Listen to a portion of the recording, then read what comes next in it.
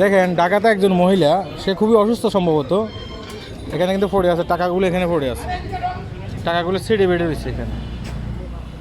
এদিকে এদিকে এদিকে এদিকে তার টাকাগুলো এখানে পড়ে আছে, দেখেন টাকাগুলো উঠে গোছা গোছা গোছা, গোছা তো এটা অন্য কেউ নিয়ে যাবে, টাকাগুলো গোছান, এদিকে দেন টাকাগুলো, এদিকে দাও, এদিকে দাও, এদিকে দাও, আমার কাছে দাও, আমার কাছে দাও। এখানে দোকানদার কোনটা আছে ভাইয়া? আপনি কি এখানে ব্যবসায়ী না? উনি এখানে মনে অসুস্থ পড়ে আছে, ঠিক আছে, ওনার টাকাগুলো কিন্তু সম্পূর্ণ পড়ে আছে এখানে, অন্য কেউ নিয়ে যাবে, টাকাগুলো আপনার কাছে রাখেন, উনি যখন উঠবে। হ্যাঁ টাকাগুলো দেখেন কি অবস্থা, যাই হোক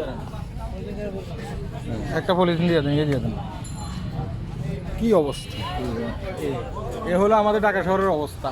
আজকে মাত্র বাংলাদেশে আসলাম, আজকে এটা দেখতেছি।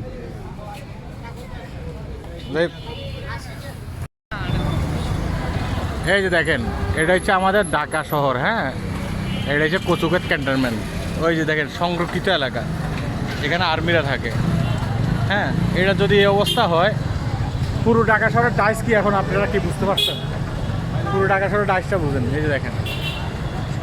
হ্যাঁ, মনে হয় যে এই শহরের কোনো মা বাবা নাই, আজ থেকে 500 বছর আগের শহর, ঠিক আছে। এটারে একটা সময় জাদুঘরে মানুষ বন্দি করে রাখবে এই শহরটাকে, দেখতেছেন? এই শহরটাকে জাদুঘরে মানুষ বন্দি করে রাখবে একটা সময়। খুবই যে এত সুন্দর একটা শহর বিশ্বের ভিতরে, এশিয়া মহাদেশের ভিতরে মনে হয় যে খুবই কমে আছে, দেখছেন? এই শহরকে দেখার কোনো মা বাপ নেই, এটাই ভাবছি।